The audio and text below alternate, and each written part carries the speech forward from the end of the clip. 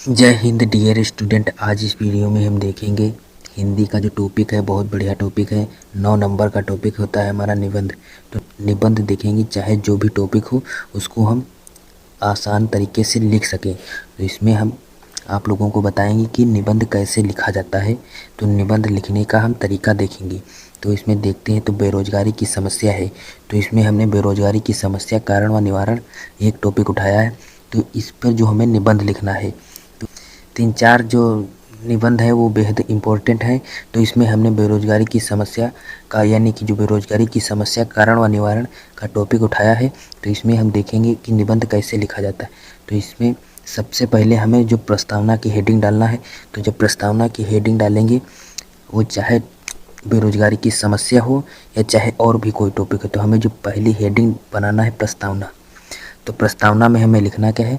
बेरोजगारी समाज के लिए एक अभिशाप है। इससे न केवल व्यक्तियों पर बुरा प्रभाव पड़ता है बल्कि पूरे समाज पर बुरा प्रभाव पड़ता है।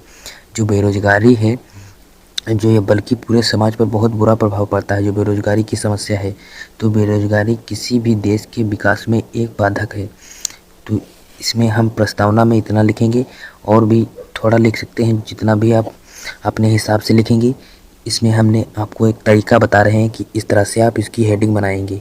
तो अब बेरोजगारी का अर्थ लिखेंगे। तो बेरोजगारी का अर्थ क्या होता है?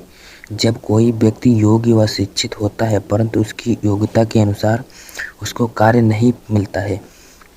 अब कोई व्यक्ति योग्य है और शिक्षित है, जो शिक्षित योग्य है, लेकिन उसकी योग्यता के अनुसार कार्य नहीं मिलता है, तो उसी अवस्था को बेरोजगारी कहते हैं। अब जैसे कोई इंजीनियरिंग किया है और बीटेक किया है और इस तरह से ये सब किया है, बीएससी उसी, लेकिन उसकी योग्यता के अनुसार कार्य भी मिलना चाहिए, लेकिन उसकी योग्यता के अनुसार उसे कार्य नहीं मिलता है, तो वह उसको आप उसको काम कह दीजिए। अब उसको एक कुदार थमा दीजिए और गन्ना गोड़ने के लिए कहिए, तो इसकी योग्यता के अनुसार उसका कार्य तो है नहीं वो। तो इसमें सिर्फ यही हमें बताना है कि बेरोजगारी है क्या। तो ये होती है बेरोजगारी। तो इसकी योग्यता के अनुसार कार्य भी मिलना चाहिए तथा उस व्यक्ति को बेरोजगार कहते हैं। अब देखते हैं बेरोजगारी के बढ़ने के कारण क्या है। तो बेरोजगारी बढ़ने के निम्नलिखित कारण है। तो बेरोजगारी बढ़ने के निम्नलिखित कारण है, लेकिन उसमें जो मेन हेडिंग है हमारी, उसमें आप लोगों को थोड़ा बहुत, तो इसमें होता क्या है बेरोजगारी। तो इसमें सबसे पहले हमें जनसंख्या वृद्धि डालना है हेडिंग। तो जो जनसंख्या वृद्धि जो है वो सबसे, बेरोजगारी का जो मुख्य कारण है जनसंख्या वृद्धि। जो हमारे भारत देश में लगभग 140 करोड़ जनसंख्या हो गई है। जब तक हम इस पर नियंत्रण नहीं पाएंगे जनसंख्या वृद्धि पर, तब तक हम बेरोजगारी की समस्या से नहीं बच सकते हैं। तो देश की जनसंख्या में तेजी से हो रही वृद्धि बेरोजगारी का मुख्य कारण है। मैंने इसमें सिर्फ आप लोगों को हेडिंग डालना बताया है कि कैसे हेडिंग डालेंगे। उसमें थोड़ा आप इसमें बढ़ा चढ़ाकर भी लिख सकते हैं। तो आप इसमें लिखना क्या है, तो आप इतना आप अपने अनुमान यानी अपने अनुसार कुछ भी इसमें लिख सकते हैं, अपने सूझबूझ के अनुसार इसमें कुछ भी लिख सकते हैं। तो अब अगली हेडिंग जो डालनी है हमें, मौसमी व्यवसाय। तो मौसमी व्यवसाय, भारत एक कृषि प्रधान देश है, लेकिन कृषि व्यवसाय मौसमी होने के कारण यह केवल निश्चित समय के लिए अवसर प्रदान करता है। गांव के जो लोग होते हैं वो तो लगभग किसानी पर ही निर्भर होते हैं। तो यह जो देश है हमारा भारत देश, यह किसानी पर ही निर्भर, लेकिन जो ये किसानी होती है यह मौसमी होती है। ये इसमें ये थोड़ी ना है कि आपको लगातार कार्य मिलता रहेगा। इसमें 4-6 महीने बाद फसल होगी, तभी तो आप उसमें फिर से दोबारा फसल लगाएंगे। ये थोड़ी ना है कि ये लगातार आपको उसमें कार्य मिल रहा है। तो ये मौसमी होने के कारण एक केवल निश्चित समय के लिए हमें इसमें अवसर प्रदान होता है। लेकिन ये मौसमी होने के कारण जो खेती हमारी मौसमी होती है, ये थोड़ी ना है कि आप किसी भी समय कोई भी खेती कर सकते हैं। तो अब देखते हैं, अब अगली हेडिंग जो हमें बनानी है, कुटीर उद्योग में गिरावट। तो कुटीर उद्योग में दिन प्रतिदिन गिरावट होती जा रही है, जिसका कारण कारीगर बेरोजगार हो रहे हैं। तो इसमें हमें इतना लिखना है। अब देखते हैं अगली हेडिंग।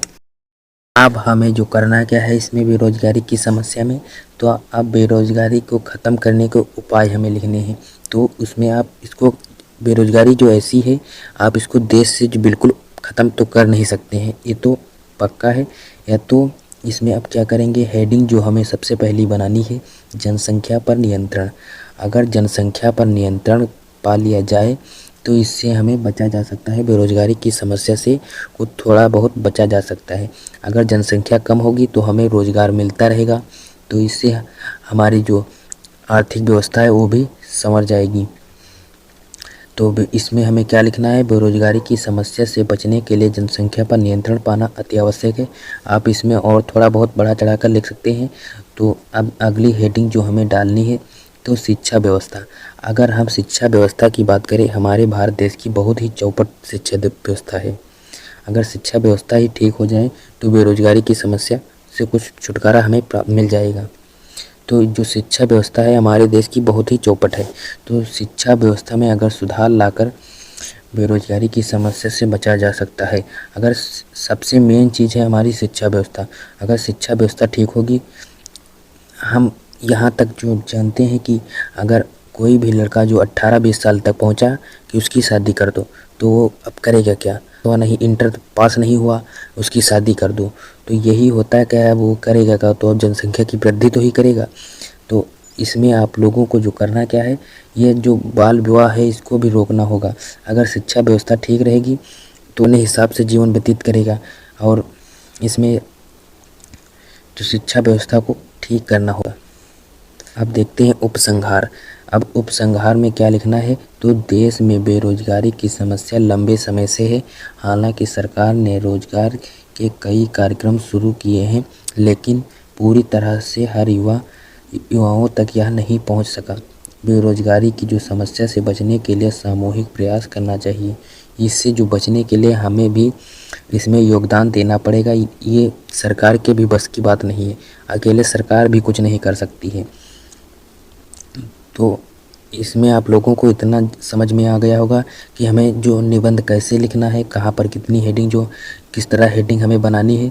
तो इसमें आप लोगों को इतना ही हेडिंग बनाइए, बस 2-2.5 पेज लिख दीजिए, आपको जो नंबर है 9 पक्के पूरे मिल जाएंगे। तो आप लोगों को बस इतना ही लिखना, थोड़ा बहुत आप इसमें बढ़ा चढ़ा कर भी लिख सकते हैं। अब इसमें कई बच्चे कमेंट मारेंगे कि इसमें लिखा क्या है, कि ये 1-1, 2-2 लाइन की जो होती है, तो ये क्या इतना लिखा जाएगा? तो इसमें इतना नहीं लिखा जाएगा। आप उसमें अपने अनुसार लिख सकते हैं, अपनी सूझबूझ के अनुसार इसमें लिखिए कि इसमें क्या लिखा जा सकता है। इतना तो आप लोगों को पता ही होगा। तो अब इस वीडियो में बस इतना ही। अब मिलेंगे नेक्स्ट वीडियो में, तब तक के लिए जय हिंद।